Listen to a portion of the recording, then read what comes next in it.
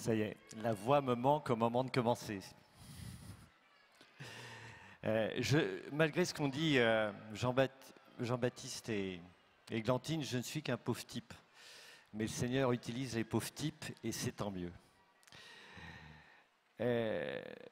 Pour vous dire deux mots de l'association Captifs La Libération et que vous compreniez d'où je parle, Au Captifs La Libération est une association qui a été créée en 1981 par le père Patrick Giros pour aller à la rencontre des personnes sans-abri et des personnes prostituées dans les rues de Paris.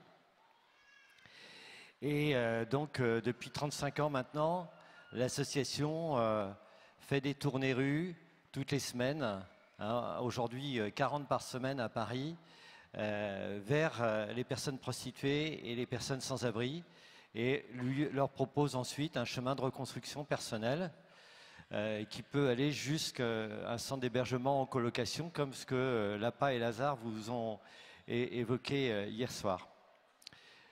Et l'association existe aujourd'hui à Paris et est en train de se développer dans d'autres diocèses à l'appel de certains autres diocèses. Donc si vous avez des idées, n'hésitez pas à venir me voir ensuite.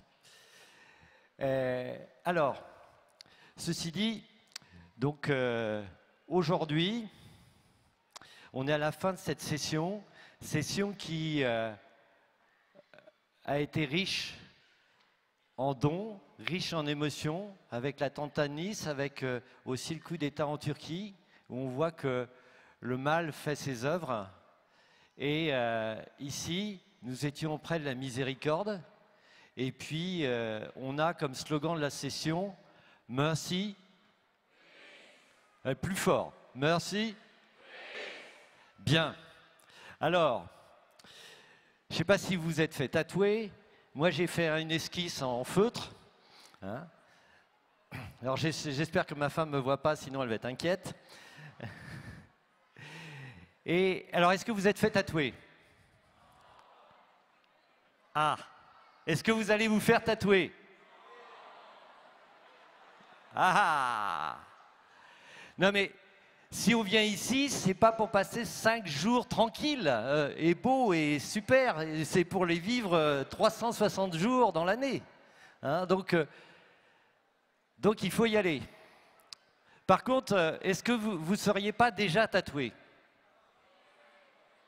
Ah, plus fort, j'entends pas. Alors vous êtes tatoué avec quoi? Le baptême. Donc, le baptême, c'est un tatouage qui est encore plus fort. Hein, c'est l'Esprit Saint qui nous a marqués et qui nous marque de son sceau. Hein, et c'est l'Esprit Saint qui est imprimé dans notre cœur. Et pendant cette session, sans doute qu'il y a eu un peu de dépoussiérage. Mais vous voyez, dans le renouveau charismatique, on a l'habitude de vivre ce qu'on appelle l'effusion de l'Esprit, qui est une prière pour dire au Seigneur, vraiment, je te demande la grâce que l'Esprit Saint que j'ai mis dans un coin de ma vie, dans un coin de mon cœur, il vienne envahir toute ma vie. Et c'est vraiment une condition nécessaire pour la miséricorde. Hein, nous sommes configurés au Christ par notre baptême. Et pendant toute la session, on a regardé l'icône, la mosaïque, en voyant le Christ qui pansait les plaies. Et nous, par notre baptême, nous sommes configurés autre Christ. Et nous sommes envoyés dans le monde pour panser les plaies du monde. Donc, à partir de maintenant, vous prenez la place du Christ. Nous prenons la place du Christ. Nous prenons la place du Christ pour y aller, pour exercer l'œuvre de miséricorde que nous avons particulièrement reçue hier soir dans la prière à la veillée. Et alors, ce que je vous propose maintenant, c'est que quand l'Esprit Saint nous donne des idées, il faut les appliquer tout de suite, sans tarder. Donc, on va prier l'Esprit Saint pour lui demander la grâce de la renouvellement de ce que nous avons reçu au baptême. Que cet Esprit Saint s'empare de nous complètement, totalement. Je vous invite vraiment à vous laisser faire. Vous ne comprenez peut-être pas, mais Pierre ne comprenait pas pourquoi Jésus lui lavait les pieds Et il lui dit, laisse-moi faire, tu comprendras plus tard. Alors je vous invite vraiment à vous laisser faire. Si vous n'êtes pas baptisé, eh ben, c'est peut-être un appel au baptême. Si vous n'êtes pas confirmé, c'est peut-être un appel à la confirmation. Et quand je dis peut-être, je ne devrais pas dire peut-être. Donc, Mathilde, est-ce qu'on peut chanter un chant à l'Esprit Saint? Seigneur Esprit Saint, viens sur nous, viens renouveler notre grâce de baptême pour que nous soyons des ouvriers de miséricorde, que partout où nous allions, nous soyons branchés sur toi, Seigneur, et que nous puissions témoigner et vivre ta miséricorde. Viens, viens Esprit Saint dans nos cœurs. Viens, Esprit Saint, viens en nos cœurs. Viens, Esprit Saint, viens consolateur. Viens, Esprit Saint, viens en nos cœurs. Viens, Esprit Saint, viens consolateur.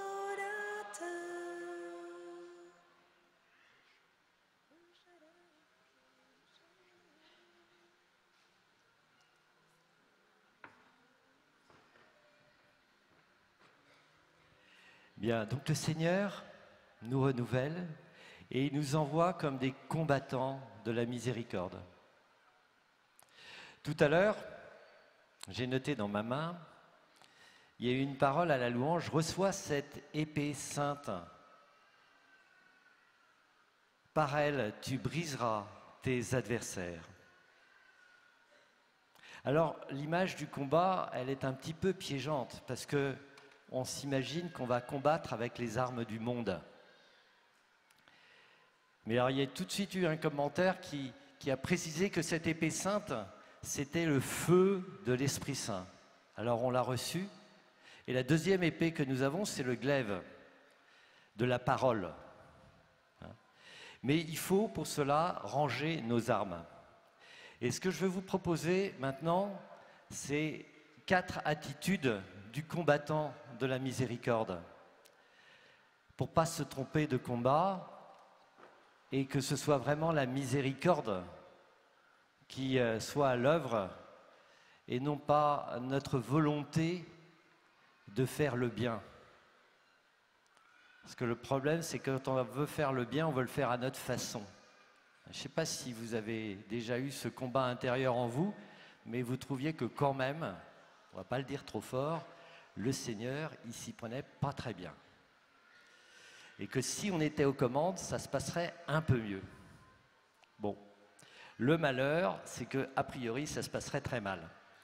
Et donc, il nous faut nous mettre dans les pas de Dieu et dans les pas de la miséricorde.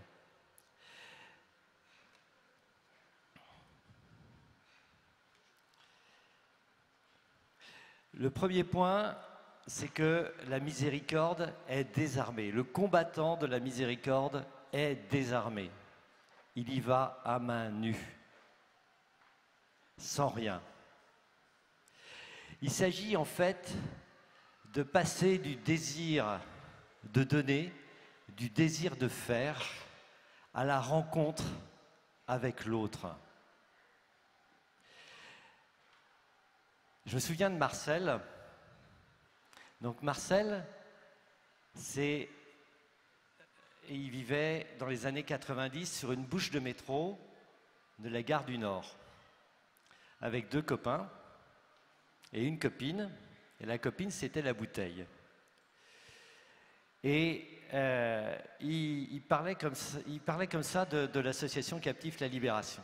Il disait, voilà, il y avait l'association Sac de couchage, il y avait l'association Café, il y avait l'association Sandwich, et puis il y avait l'association Rien. Et l'association Rien, c'était les captifs.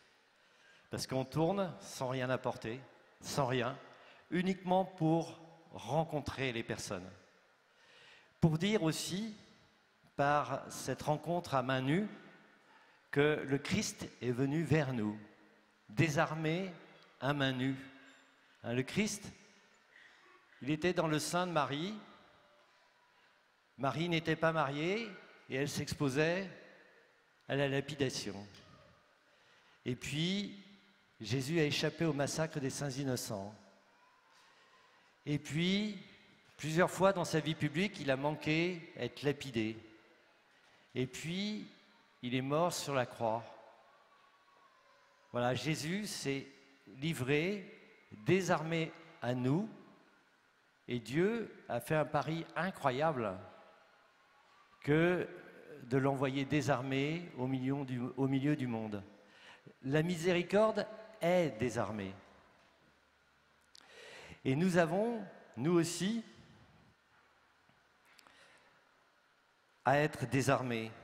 Voilà, nous pouvons être tentés, avec tout ce que nous avons en tant que riches, d'aller déverser plein de choses sur le pauvre.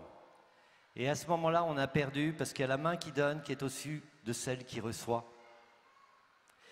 Nous sommes vraiment invités à être des frères. Et pour ceux qui participent au parcours Espérance, ils voient bien qu'on reçoit tous les uns des autres et que cette fraternité, elle est une condition de la joie. Et que le pauvre, la personne faible, la personne démunie, elle nous ramène à l'essentiel. Et vous voyez, il s'agit d'accepter de nous mettre en dépendance. La première fois que j'ai fait une tournée, je me disais, mais comment je vais faire? Je ne sais pas rencontrer les gens que je ne connais pas. Et encore moins des gens qui sont pauvres dans la rue. Et en fait, voilà, j'arrive avec ma pauvreté de ne pas savoir rencontrer l'autre. Et bien, du coup, l'autre, il sait mieux me rencontrer que moi et je suis, du coup, avec lui. Le jour où j'ai trouvé ça extraordinaire, dans ma paroisse, il y a une Elisabeth qui avait sa maman qui était malade. Et puis, la place en maison médicalisée tardait à venir. Et du coup, elle a demandé à d'autres paroissiennes de l'aider auprès de sa maman. Vous voyez, elle s'est mise en dépendance des autres en disant, voilà, j'y arrive plus. Et j'ai besoin de vous. Et là, la fraternité naît. Et là, la miséricorde gagne. Alors, une autre chose trop belle qui s'est passée la semaine dernière. La semaine dernière, à Saint-Rita, à Paris, dans le quartier de Pigalle, donc pendant les tournées, il y a une permanence qui est ouverte entre deux sex shops. Et il y a une des personnes prostituées qui arrive avec un cadeau. Et un cadeau parce que, en fait, elle a l'habitude d'être visitée pendant les tournées par un jeune couple qui n'était pas là ce soir-là parce qu'il venait d'accoucher, il venait d'avoir un bébé. Et donc, elle a porté un cadeau pour le bébé. Et donc, ils ont appelé le binôme à la permanence en disant il y a Faith qui est là et qui a un cadeau à vous donner. Et donc, ils sont sortis de leur chez eux tranquilles, là, pour aller recevoir le cadeau de Faith. Et voilà. Et je pense qu'ils n'auraient jamais imaginé qu'un jour, ils recevraient un cadeau de naissance d'une personne prostituée, en s'engageant captif. Mais la bonté est dans le cœur de tous, même ceux dont on ne pense pas qu'ils ont cette capacité. Alors très concrètement, en tant que combattant de la miséricorde au quotidien, je vous propose 2 petites applications quotidiennes. La première, c'est de vous faire miséricorde à vous-même et de vous sourire dans la glace le matin. Moi, j'avais un prof d'anglais, quand on disait une bêtise, il nous disait qu'est-ce que tu fais le matin? On devait répondre je regarde dans la glace. Et qu'est-ce que tu vois? Et on devait répondre un imbécile. Et je suis resté avec ça pendant des années. Et puis un jour, j'ai entendu un enseignement où on m'a fait la même histoire, mais en disant tu vois une merveille de Dieu. Et ben voilà, je vois maintenant une merveille de Dieu dans la glace le matin, même si la gueule est un peu de travers. Et le sourire, c'est vraiment une clé pour la miséricorde. Marie-Paul, qui est une femme française qui se prostitue depuis des années, nous disait, après un an de tournée rue, elle nous disait, mais vous savez, avant j'étais enfermée sur moi-même, ma vie c'était prostitution dodo, prostitution dodo, prostitution dodo. Et puis tout d'un coup, chaque semaine, j'ai eu 2 sourires qui sont venus me voir. Et ces 2 sourires m'ont réouvert le cœur, m'ont réouvert. Et effectivement, maintenant, on voit une femme qui est incroyablement heureuse, qui est en train de préparer sa sortie de prostitution et qui a un projet d'aller dans sa maison qu'elle a en Bourgogne et d'y accueillir des sans-abri. Son cœur s'ouvre complètement alors qu'il était complètement refermé. Mais vous voyez, la miséricorde, elle est aussi patiente parce qu'il y a eu un an. Et puis, hier, vous avez entendu Josiane. Et Josiane, elle vous a dit 48 ans de prostitution, mais elle a connu les captifs pendant 15 ans avant de faire cette démarche pour recevoir le baptême. Mais le sourire, c'est vraiment le début du combattant. Quand un combattant de la miséricorde qui ne sourit pas, ce n'est pas un combattant de la miséricorde. Puis la deuxième chose, c'est d'accepter les propositions de service. Je ne sais pas comment vous êtes, mais moi, quand on me dit « t'inquiète pas, je vais te porter ça », je dis « non, non, t'inquiète pas, ça va aller hein ». Est-ce que tu veux accepter les propositions de service, accepter que d'autres fassent avec nous, c'est s'ouvrir le cœur et faire cette miséricorde.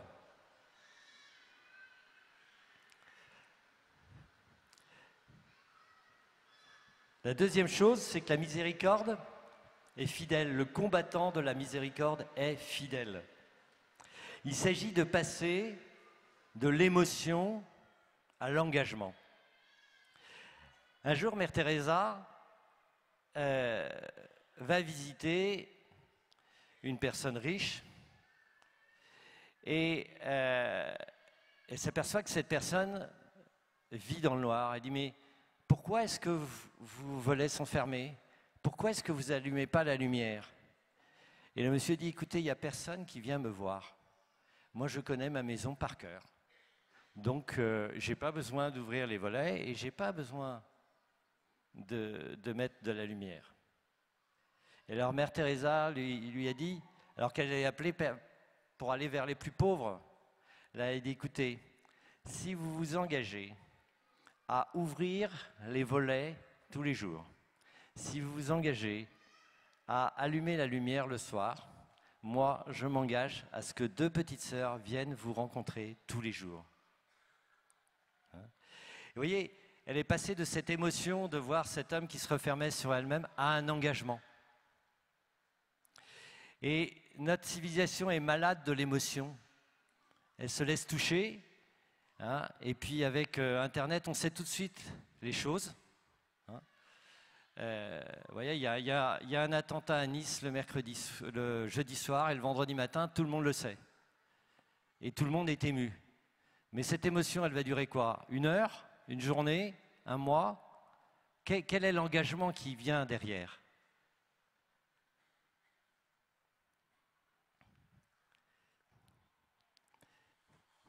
Et la fidélité, elle est fondamentale parce que c'est celle qui permet de marcher à la vitesse de l'autre. Je me souviens de Jackie. Jackie, il était gare Saint-Lazare et avec Catherine, qui était mon binôme, pendant 3 mois, on l'a vu, on s'approchait de lui et il nous disait « casse-toi ». Donc on avançait et on allait voir la personne suivante. Puis au bout de 3 mois, il nous a dit « bonjour ». Et puis c'est tout. Et puis, au bout de 6 mois, il nous a dit « je peux vous parler, je vous connais ». Et vous voyez, on pourrait se laisser rebuter par ce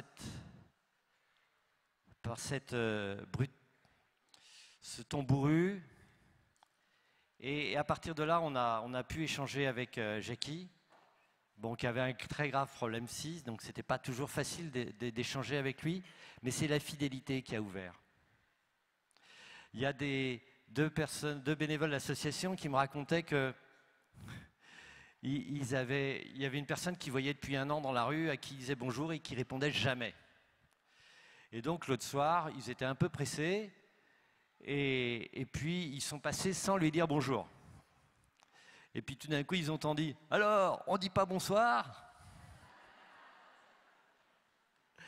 Ah ouais, mais c'est parce que vous ne répondez jamais. Bah ouais, mais c'est important de me dire bonsoir. Vous voyez, il avait cette relation et on ne savait pas ce qui se passait. Mais c'est cette fidélité. Et au Captif, une fois, il y a une femme, ça faisait 12 ans qu'on la rencontrait en tournée rue et qu'il n'y avait rien. Et un soir, elle a dit « Ce soir, je suis prête à sortir, aidez-moi.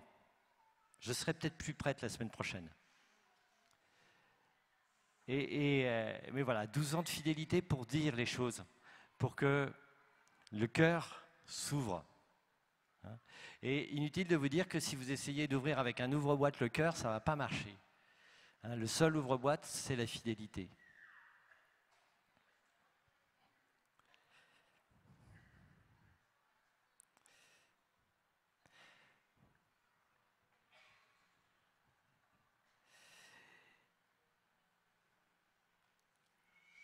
Et alors, en petite application quotidienne de ça, qu'est-ce que je vous propose? Je vous propose de vous poser la question de savoir qui est l'absent de votre vie. Qui est l'absent? L'absent, ça peut être le vieux monsieur qui est dans le noir de Mère Teresa. Ça peut être mon voisin de palier. Ça peut être mon père, ça peut être ma mère, ça peut être mon frère, ma sœur, ça peut être mon enfant aussi. Ça peut être mon collègue, ça peut être mon patient, mon client, ça peut être la personne sans abri du bout de la rue. Voilà, qui est l'absent? Et vis-à-vis de cet absent, quel engagement je peux prendre? Est-ce que je peux prendre l'engagement de garder le chat de la voisine quand elle est en vacances? Ça, c'est ma femme. Hein. Est-ce que je peux prendre l'engagement d'organiser un tour de garde auprès de ma mère malade, comme Elisabeth? Est-ce que je peux prendre l'engagement de téléphoner à mon frère célibataire toutes les semaines? Est-ce que je peux prendre l'engagement de préparer le café pour le matin pour les collègues? Et je peux prendre l'engagement de prendre un temps gratuit tous les jours avec mes enfants? Vous voyez, il n'y a pas besoin d'aller au bout du monde pour exercer la miséricorde. Il faut d'abord l'exercer avec ceux dont on est proche. Et en même temps, j'ai envie de vous dire, il faut aussi aller voir le plus pauvre. Parce que le plus pauvre, il nous ouvre le cœur. Et si vous avez été touché par la veillée d'hier soir, si vous avez été touché par la veillée du parcours Espérance, j'ai envie de vous lancer un défi ou une question, c'est de dire l'année prochaine, vous revenez, mais vous revenez avec des personnes qui font la manche dans votre paroisse. Vous revenez avec des malades de votre paroisse. Vous revenez avec des personnes qui sont en difficulté, qui n'auraient jamais pensé venir à Paray-le-Monial parce qu'elles n'osent même pas en rêver parce qu'elles n'en ont pas les moyens. Et là, nous serons le peuple de Dieu. Je pense à Saint Laurent qui, avant d'être martyrisé, on lui avait demandé d'aller amener le trésor de l'Église. Et au bout de 3 jours, il avait ramené tous les pauvres de Rome. Et bien, le trésor de l'Église, il faut l'amener aussi à Paray-le-Monial pour qu'il puisse bénéficier de la grâce du cœur de Jésus.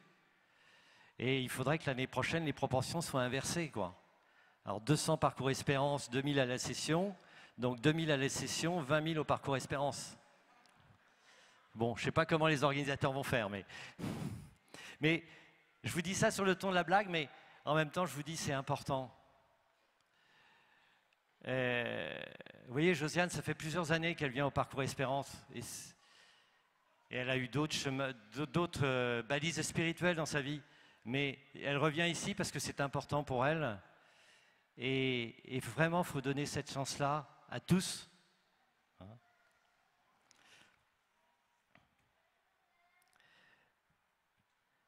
Donc, troisième Troisième attitude du combattant de la miséricorde. Le combattant de la miséricorde est inconditionnel. Il passe du jugement à l'appel à la vie. Hein? J'aime beaucoup cette histoire de Jean Vanier qui aurait pu très bien arriver à des personnes, des captifs, où il raconte qu'une personne en Australie qui s'occupait de personnes prostituées homosexuelles s'est retrouvée au chevet d'une de ces personnes en train de mourir. Et cette personne en train de mourir lui a dit « Tu ne m'as jamais aimé ». Et il disait « Si, je t'ai aimé. Non, tu ne m'as jamais aimé, tu as toujours voulu me changer. » Et vous voyez, quand quelqu'un se fait mal, on a envie de le changer. Mais il est dans sa liberté, il a fait un certain nombre de choix libres, plus ou moins peut-être, plus ou moins contraints. Mais je ne peux pas le changer malgré lui. Et par contre, la miséricorde qui est là, à côté, elle porte du fruit. Je pense à Katharina. C'est arrivé l'année dernière au mois de juillet. Ça faisait 2 ans qu'on connaît Katharina. Katharina, c'est une personne transsexuelle qui a une histoire extrêmement blessée, abusée à l'âge de 5 ans, et puis je ne vous décris pas tout le reste derrière. Et puis, il arrive qu'on en arrive à parler de Paray-le-Monial, parce que je dis, voilà, on ne sera pas la semaine prochaine, où est-ce que vous serez? On sera à Paray-le-Monial. C'est quoi Paray-le-Monial? On explique. Est-ce que je peux venir avec vous? Ben oui, tu peux venir avec nous. C'est quoi les dates? Ah non, je ne peux pas parce que je dois m'occuper de ma mère. Et alors, du coup, on dit à Katharina, mais si tu veux, on va prier pour toi. Et Katharina de nous dire, ouais, si vous priez pour moi, ne priez pas pour Katharina, priez pour Ramès. Ramès, c'est mon prénom de baptême. Vous voyez, si au bout de 2 ans de tournée rue, il peut nous livrer son cœur et on lui dit qu'on va prier pour lui et il nous révèle sa véritable identité. Il renoue avec ce qu'il est. Et ben, je peux vous garantir que tous les beaux discours qu'on aurait pu avoir pour le ramener à ça n'auraient jamais produit quoi que ce soit. Mais c'est la rencontre fidèle, inconditionnelle, chaque semaine, qui peut produire cette révélation en lui, qui peut permettre à la miséricorde de passer et de porter du fruit.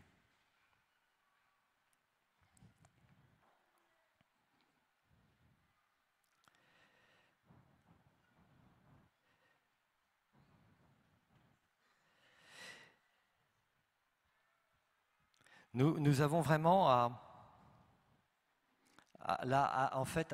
dépasser trois tentations. La première, c'est la peur de la rencontre, la peur de la différence, la peur de l'autre. Et là, le Christ nous aide.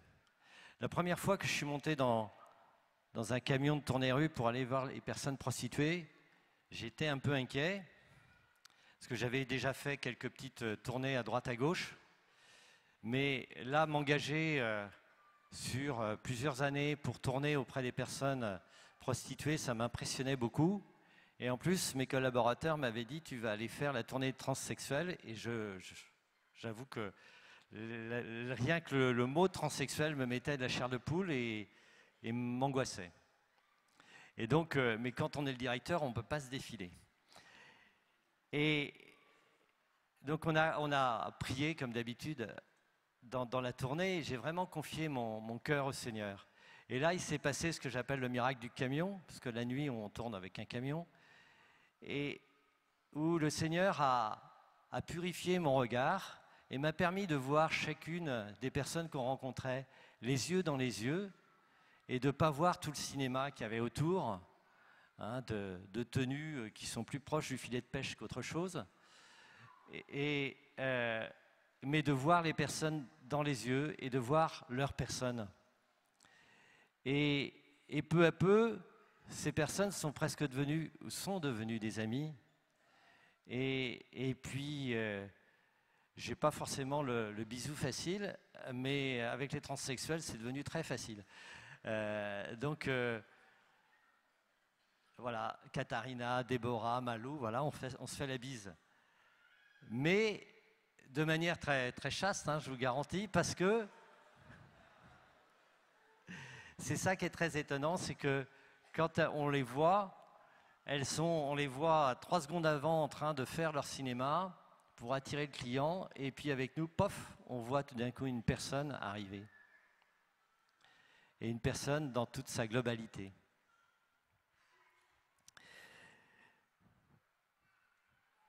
Et vous voyez, c'est important justement de se laisser purifier le regard pour évacuer le jugement et pouvoir voir la personne dans tout ce qu'elle est, avec toutes ses potentialités. Et de ne pas se laisser impressionner par là pour les prostituées, par ce péché public que tout le monde voit, mais on ne voit pas le reste de leur vie. Notre grande chance à nous, pour la plupart d'entre nous, c'est qu'on pêche beaucoup, mais ça ne se voit pas. Donc on n'a pas l'opprobre sur nous. Et donc, quand on a des personnes qui sont marginales et loin, il faut accepter d'enlever cette caricature qu'on peut avoir en tête. Et enfin, la tentation, c'est de croire qu'on sait ce qui est bon pour l'autre. Vous voyez, je repense à ce témoignage de Marianne de Boisredon dans l'économie du yin et du yang, où elle témoigne que lorsqu'elle était au Chili, elle a participé au lancement des microcrédits, et il y a une femme qui vient la voir, qui vit dans les bidonvilles, et qui lui dit « Je veux créer un magasin de soutien-gorge ». Et elle trouve que c'est une drôle d'idée, mais elle lui donne de l'argent. Et puis la femme rembourse son argent, puis elle demande un autre prêt pour pouvoir agrandir son magasin, etc. Puis plusieurs fois dans l'année. Et au bout d'un an, Marianne lui demande « Mais comment tu savais que ça allait marcher ?» Et la femme lui répond « Écoute, c'est simple. Dans les bidonvilles, les mamans, elles travaillent toute la journée. Le soir, elles doivent recevoir leurs enfants et leur mari et continuer à sourire. Et pour ça, pour continuer à sourire le soir, il faut être bien dans son corps. Et pour être bien dans son corps, il faut des bons sous-vêtements. Et vous voyez, ce n'est pas un Européen avec toutes les pubs alléchantes, aguichantes, qui peut penser à ça. Mais c'est vraiment une femme dans les bidonvilles qui peut vous comprendre ça. Et il faut vraiment qu'on sache écouter le plus faible, écouter le plus pauvre, parce que lui aussi, il est à l'image et à la ressemblance de Dieu, et lui aussi, il a cette capacité de création. Il faut seulement lui permettre de faire en sorte que les choses puissent s'épanouir. Et là, c'était un petit microcrédit qui le permettait. Alors vous allez me dire, c'est peut-être bien loin de nos préoccupations à nous. Oui, mais peut-être deux petites applications pour la miséricorde. La première, c'est de faire le premier pas. Il y a quelqu'un, il y a des gens autour de moi, peut-être que je ne connais personne, mais je vois qu'il y a des personnes toutes seules. Est-ce que je fais le premier pas pour aller vers elles? Est-ce que je fais le premier pas pour aller vers le nouveau collègue? Est-ce que je fais le premier pas pour aller vers la nouvelle maman à l'école? Est-ce que je fais le premier pas pour aller vers l'autre? On a peur d'être mal accueilli, mais on est toujours bien accueilli. Dans la rue, on est accueilli bien 95% des cas, 5% on se fait renvoyer. Et encore, 5% c'est souvent des cas comme Jackie que j'évoquais. Mais à plus forte raison dans le monde. La deuxième chose, c'est vraiment de chasser le jugement, la critique, la médisance, la calomnie de nos propos. Nos journaux en font parfois la gorge chaude et il y en a même qui vivent de ça. Mais vous voyez, le jugement, la médisance, la calomnie, ça enferme l'autre et ça l'empêche de grandir. Je me souviens quand j'étais dans le conseil, il y avait un collaborateur dont on m'avait dit pis que pendre. Mais j'avais besoin de quelqu'un pour une équipe sur un projet et il était le seul disponible, donc j'étais contraint de le prendre. Et en fait, j'ai découvert que c'était un type super. La seule chose, c'est que la première mission qu'on lui avait donnée, on lui avait donné un truc qui était beaucoup trop compliqué par rapport à ses capacités. Et du coup, il s'était planté, ce qui était à peu près normal. Et j'ai réalisé que c'était plutôt à celui qu'il fallait faire un reproche plutôt à celui qui avait donné la mission. Mais moi, j'étais enfermé dans le jugement qu'on m'avait donné. Je n'avais pas dépassé cela. Et donc, la miséricorde va ouvrir et permettre enlever ce jugement qui condamne la personne d'office et qui va permettre de faire grandir chacun. Enfin, quatrième caractéristique de la miséricorde, l'attitude du combattant de la miséricorde, c'est que la miséricorde embrasse toute la personne et toutes les personnes. Il s'agit de passer, on n'est pas loin de ce que je disais sur le jugement, mais il s'agit de passer de la situation à la personne. Vous voyez, Jésus ne s'arrête jamais à la situation. C'est Zachée qui voit, ce n'est pas le publicain. C'est Pierre qui le voit, ce n'est pas son reniement. C'est Bartimée qui voit, ce n'est pas le fait qu'il crie et qu'il ennuie la foule. Jésus voit systématiquement la personne et nous sommes invités à voir systématiquement la personne. Patrick Géros, le fondateur de l'association Captifs la Libération, c'était un sanguin. Et quand il est arrivé dans la paroisse de Saint-Leu-Saint-Gilles à Paris, il y a une religieuse qui lui a dit « Combien de personnes t'as sorti de la rue? Combien de personnes t'as sorti de la prostitution ?» Et il leur a dit « C'est pas le problème, je m'en fous. » Et puis il l'a laissé avec ça. Alors il faut aller relire d'autres choses de Patrick. Et en fait, Patrick, à un autre endroit, il dit l'hébergement, les repas, l'accès aux droits, ce sont que des conditions de vie. L'important, c'est la vie. Et dans la vie, il avait aux tripes le fait que la plus grande injustice dont étaient victimes les pauvres, et je rejoins ce que je disais tout à l'heure, c'est l'injustice spirituelle. Voilà. On leur donne à manger, on leur donne un hébergement et on leur dit « fous-moi la paix ». Et vraiment, et il disait, et il allait plus loin encore, il refusait qu'on parle de pastorale de la rue ou de pastorale des pauvres. Et il disait « je veux une pastorale de l'Église avec les pauvres ». Ou bien « je veux bien une pastorale de pauvres, mais toute l'Église est pauvre ».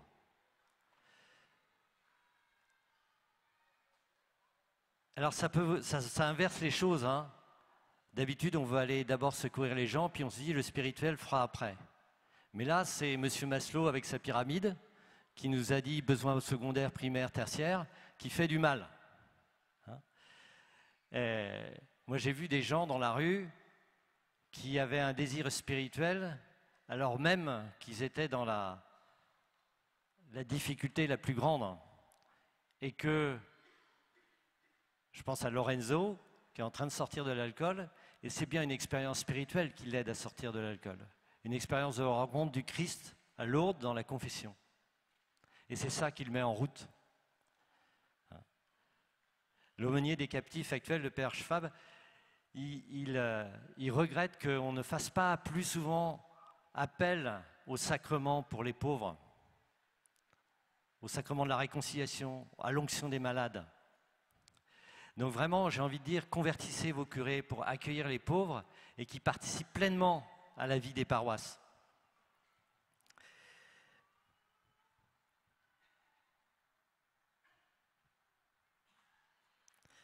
Alors, vous voyez, on est invité à enlever les étiquettes. Je dois avouer que depuis que je suis au captif, je frémis à chaque fois que j'entends parler de SDF, sans domicile fixe. C'est un acronyme, déjà c'est terrible. On réduit les personnes à un acronyme. Je préfère parler des personnes sans domicile fixe, des personnes sans abri, des personnes prostituées ou mieux en situation de prostitution. Parce qu'une personne prostituée, c'est une personne qui a une famille. Quand c'est une femme, elle a généralement des enfants, un mari ou un compagnon, c'est parfois un peu bizarre, mais bon. Et elle a une vie aussi. Et vous voyez, l'autre jour, Christina me disait, elle était en train de repartir quand on est arrivé dans la tournée, et elle s'effondrait en larmes dans nos bras. Bon, c'est pas toujours pratique d'avoir une personne en pleurs dans vos bras au bois de Boulogne, mais et elle nous disait, ma vie c'est que de la shit, c'est que de la merde. Et je disais, il y a que de la merde, il n'y a pas un peu de lumière. Elle dit si, mon boulot chez Despam. Donc elle travaille à mi-temps chez Despam, mais voilà, le reste c'est de la merde, j'en ai marre, je veux quitter tout ça. Mais elle est encore elle n'est pas encore libérée, elle est encore prisonnière de cette prostitution. C'est pas facile de sortir de la prostitution. Mais elle a déjà un bout de lumière. Il y en a d'autres qui n'ont pas encore cette chance d'avoir le bout de lumière, mais vraiment, je n'ai pas le temps de vous faire un exposé sur la prostitution, mais quand vous voyez une personne prostituée, pensez qu'elle est dans la souffrance. Pensez qu'elle vit des violences tous les jours. Ne la jugez pas, s'il vous plaît. Moi, c'est la misère la plus terrible que je rencontre. Elle n'est pas tellement matérielle, parce que certaines gagnent bien leur vie, d'autres gagnent très mal leur vie, mais il y a une misère spirituelle, morale, existentielle qui est terrible. Et beaucoup de souffrance. Priez pour elles. Et pour eux, parce qu'il y a aussi des hommes. Et vous voyez, ça c'est la grâce d'associations comme l'APA, comme Lazare, comme Simon de Cyrène qui accueille des personnes traumatisées crâniennes, comme l'Arche qui accueille les handicapés, comme le Rocher qui vit dans les cités, comme Valgiros au Captif qui vit aussi où on a une colocation, et puis de plein d'autres où on vit avec les pauvres et avec des personnes à qui on a collé des étiquettes, et quand on est avec eux, les étiquettes tombent.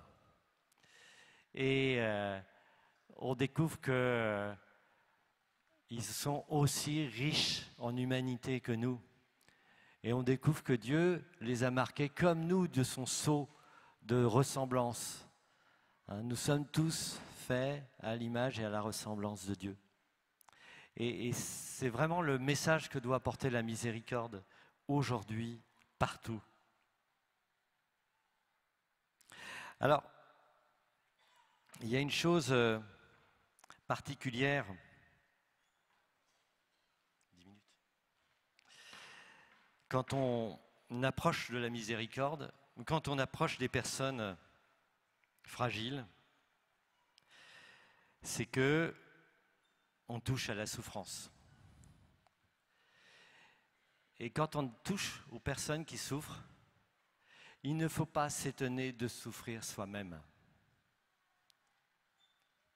Mais il s'agit de ne pas tomber dans une souffrance poisseuse.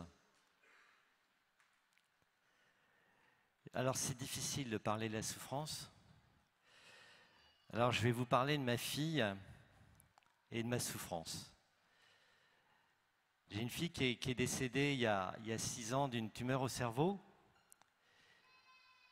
Et une semaine avant sa mort, elle était à l'hôpital. Elle avait une tumeur au cerveau qui était en train de grossir, tellement vite que les médecins n'arrivaient pas, ne savaient plus quoi faire.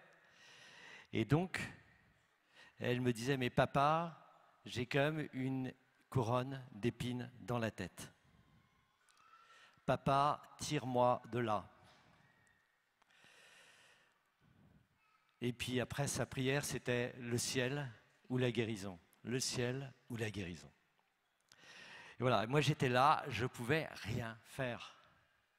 Je souffrais de ne pas pouvoir répondre à sa souffrance. Alors je pouvais lui humecter la bouche, je pouvais lui tenir la main, je pouvais appeler le médecin, l'infirmière. Et je pouvais, et après sa mort, je pouvais rester enfermé dans dans cette souffrance, enfermé dans le souvenir de Pia. Mais on a été par deux choses. D'une part, aidé par deux choses pour non pas renier cette souffrance, non pas rejeter cette souffrance, mais pour pouvoir la dépasser. Aidé par l'Esprit Saint qui nous a fait comprendre que notre fille, elle est entrée dans la vie éternelle. Alors, on aurait bien aimé que ce soit une vie sur terre, mais c'était une vie éternelle. Et puis, la deuxième chose, c'est nos autres enfants qui nous ont dit, en général de manière un peu rude, que la vie, elle était maintenant autour d'eux et avec eux. Je me souviens d'une de mes filles qui a claqué la porte en disant « Purée, s'il faut mourir pour être intéressante ici », voilà, ça, vous voyez, ça remet les choses en place. Et donc, ce jour-là, avec mon épouse, nous avons décidé que nous ne prendrions plus l'initiative de parler de Pia. Nous laisserions nos enfants prendre l'initiative. Et nous commencerions par nous intéresser à chacun des 6 autres. Et ça nous a tourné vers la vie. Et en plus, on a reçu un texte de Marie-Madeleine. Vous voyez, Marie-Madeleine qui se saisit de Jésus, des pieds de Jésus, et Jésus qui lui dit « Mais lâche-moi et va dire à tes frères ». Et on a vraiment senti ça comme un appel pour aller annoncer la vie et notre espérance dans la résurrection.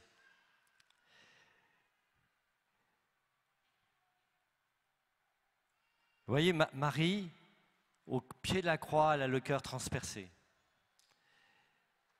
Voilà, et je pense pas qu'il y a plus fort que la souffrance d'une mère qui voit son enfant torturé, mort. Et Jésus invite Marie à prendre soin de Jean, à suivre Jean et à prendre soin de Jean, à prendre soin de l'Église. Voilà, il n'invite pas Marie à fermer son cœur à la souffrance. Non, son cœur a été ouvert par la souffrance. Et son cœur ouvert, il invite sa mère, Marie, à aimer l'Église. Et quand notre cœur est ouvert par la souffrance, voilà, il est ouvert pour apprendre à aimer, et à aimer mieux, non seulement la personne qui souffre, mais le monde entier. Alors très concrètement,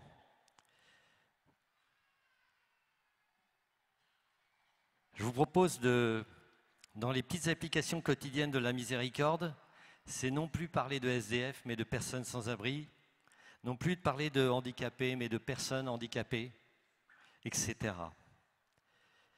Autre chose, ne pas réduire son enfant à son bulletin de notes, ne pas réduire mon ami que je vois dans un dîner mondain à sa situation professionnelle, ne pas réduire mon collègue à son orientation sexuelle, ne pas réduire ma vieille tante à ses grincheries, mais voir chacun d'abord comme une merveille de Dieu.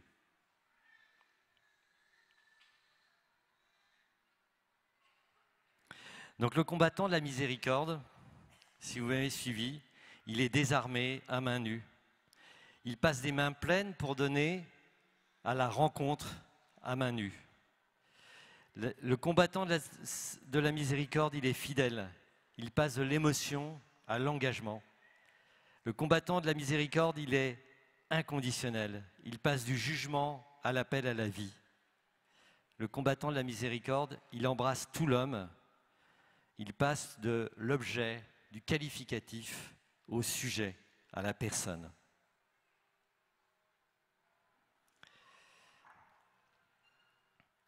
Et peut-être que certains jours, vous allez être fatigué de la miséricorde. Si vous êtes fatigué d'exercer la miséricorde, c'est que vous êtes débranché du Christ.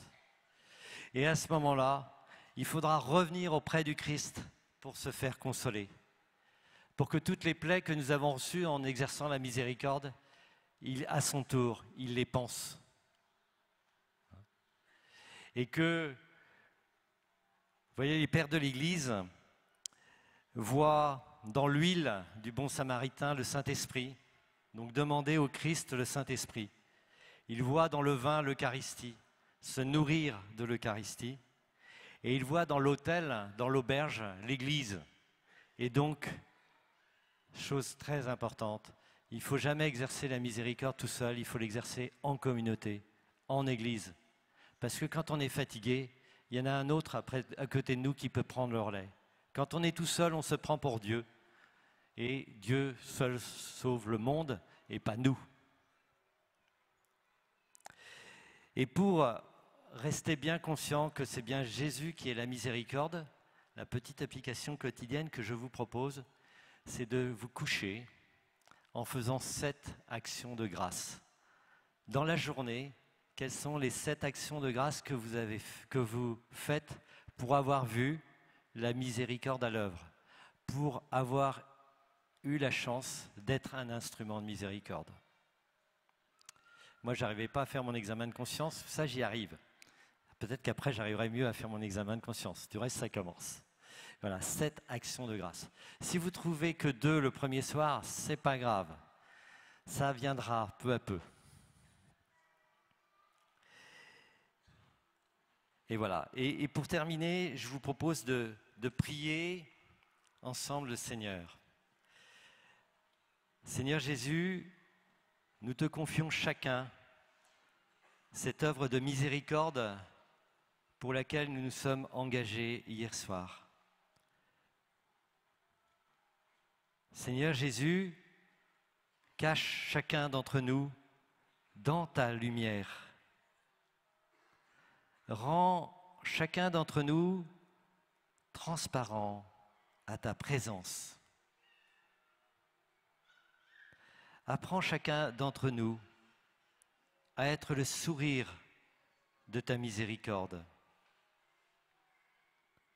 Sois-en chacun d'entre nous la miséricorde, le visage de la miséricorde, le visage du Père. Sois en chacun d'entre nous celui qui aime, sans armes, à main nue, fidèlement, inconditionnellement, intégralement. Seigneur Jésus, reçois le cœur de chacun d'entre nous, façonne-le, fais-en un cœur miséricordieux comme le cœur du Père. Et ce que je vous propose, c'est de terminer en chantant un chant à l'agneau, pour se confier à l'agneau de Dieu, et que, durant ce pèlerinage qui commence maintenant, dès cet après-midi, notre pèlerinage de vie quotidienne, nous gardions les yeux fixés sur l'agneau. Page 79, à l'agneau de Dieu. Élevé à la droite de Dieu, couronné de 1000 couronnes, tu resplendis comme un soleil radieux. Les êtres crient autour de ton trône. À l'agneau de Dieu soit la gloire. À l'agneau de Dieu la victoire. À l'agneau de Dieu soit le règne pour tous les siècles. Amen. L'Esprit Saint et l'épouse fidèle disent bien, c'est leur cœur qui appelle. Viens, ô Jésus, toi l'époux bien-aimé. Tous tes élus ne cessent de chanter. À l'agneau de Dieu soit la gloire. À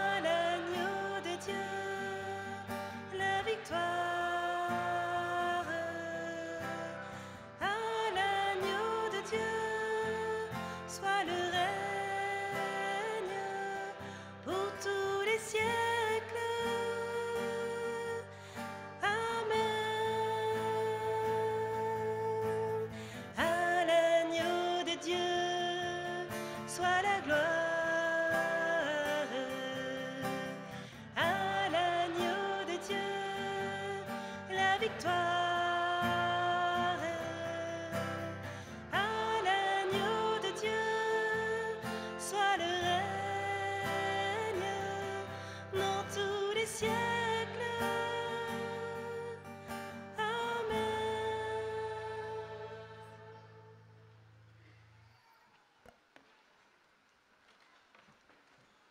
Merci Thierry de nous avoir envoyés en mission et de nous avoir donné les clés pour réussir cette mission.